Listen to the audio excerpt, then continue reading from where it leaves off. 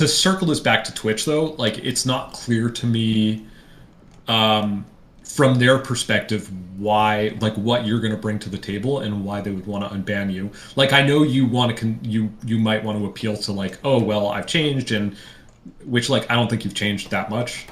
Like, wait, hold on, from when?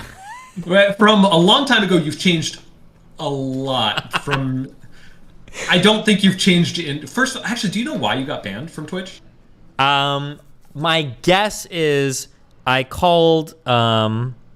I think I called a bunch of people on Twitter subhumans, and I think that no, it was either subhumans or incestual or something, or incest fuckers. I don't remember. But I think they took that comment and they said like, oh, maybe he's talking about all trans people or something. I think was how they interpret. That's like my best guess as to what got me banned, but I don't truly know. They just said hate speech. But I've never used like, I don't use transphobic comments like that. So that's like my guess, I guess. Yeah. So I think the first thing is I think it's a reasonable ask to them to say what got me banned. Sure. But Twitch more than Twitter, I think, is like very risk averse.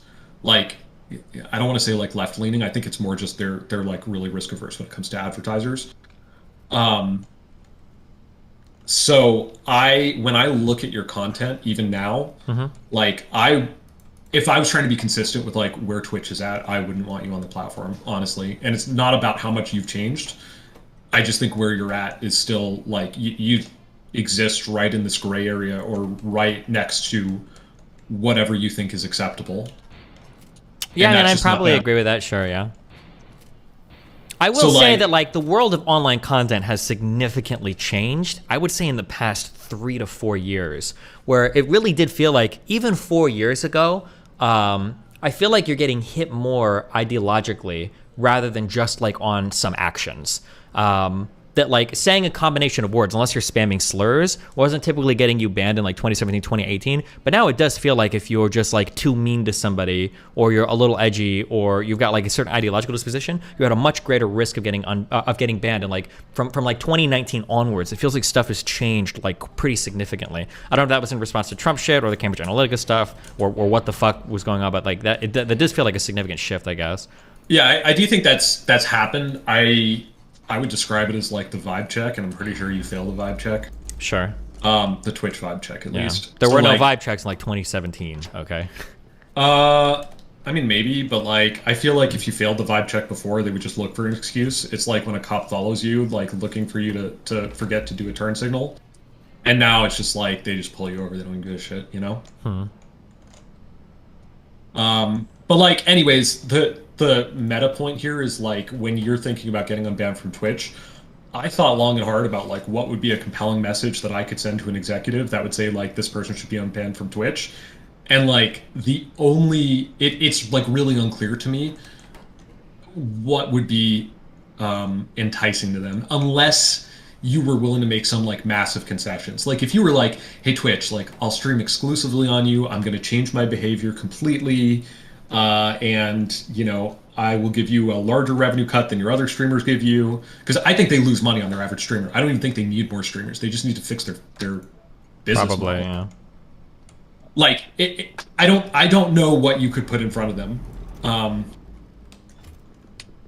So I also think like my mental model of the appeals process is that it's probably going to some low-level employee who's making sure that the ban wasn't incorrect, like, oh, that just looked like a dick, but it actually wasn't.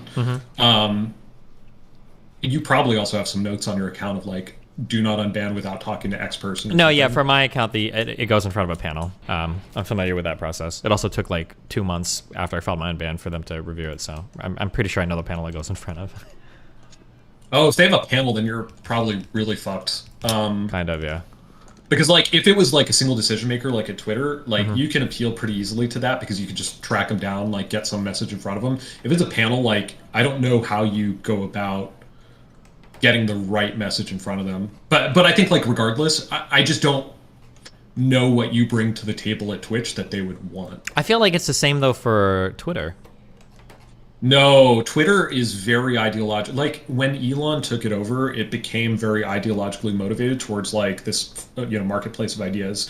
So the big thing to do was to appeal to like, I am contributing to the discourse. Wait, you don't think that I feel like Twitch is not to soy out, but I feel like Twitch has gotten like very ideologically motivated in one direction.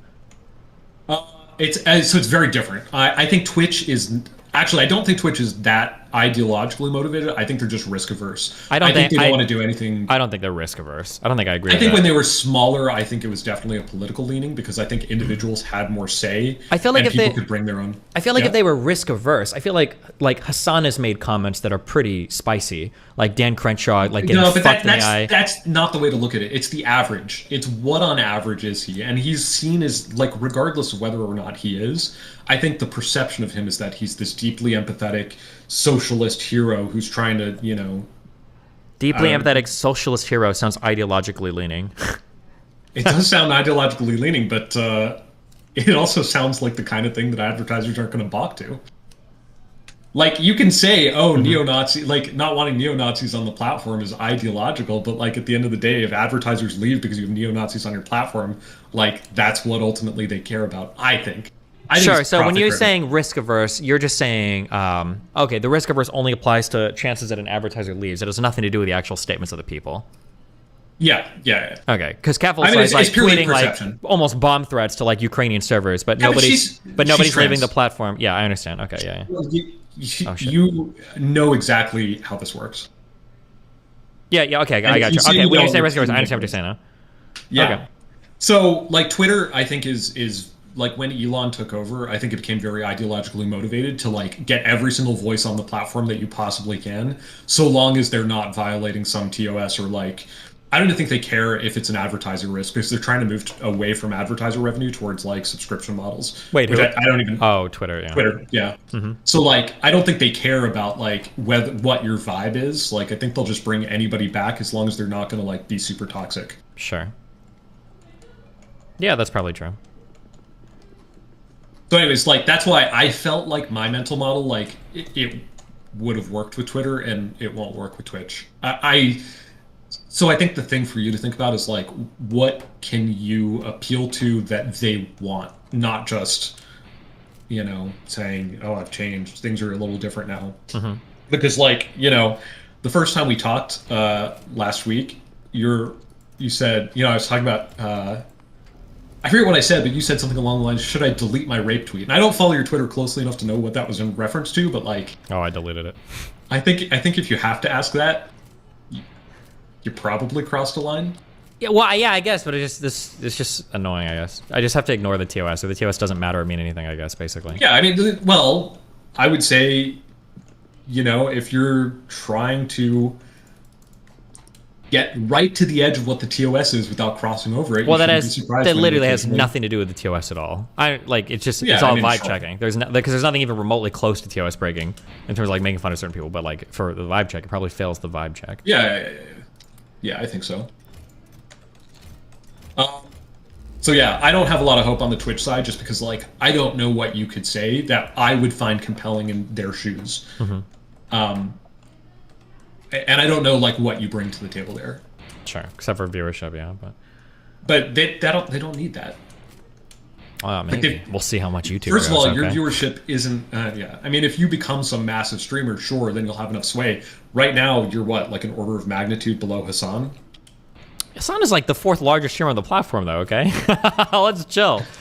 Also, hold on. No, I don't think I'm in order of... Assuming I'm doing, like, politics and stuff, I could pull, like, 9 to 10K viewers. I'm, like, 4 or 5 times smaller than Hassan. Not an order of magnitude. All right? Okay, half order. Yeah. Yeah, I mean, I think if you could get Hassan to say he wants to stream with you, that would probably do it. I'm sure he has plenty of I'd rather stream on Rumble. Nice try, though. Well, at the rate you're going, who knows? Yeah, at the rate I'm going, I'm retiring to play League full-time, all right? Okay. Well, that was the big stuff I had, so I'll kind of open it up to you if you have any questions. Otherwise, we can just call it here. It, like, blips my shit. I don't know why. Dude, am I going to get Epsteined over this? Like... What do you mean Epsteined? Like, child rape? Mr. Girl has his big manifesto coming out, and I feel like I'm on Epstein's list for helping you now. Oh, no, I don't think so. All right, bye. Remember to hit that like and subscribe, and don't forget the notification bell so that my videos show up right in your feed.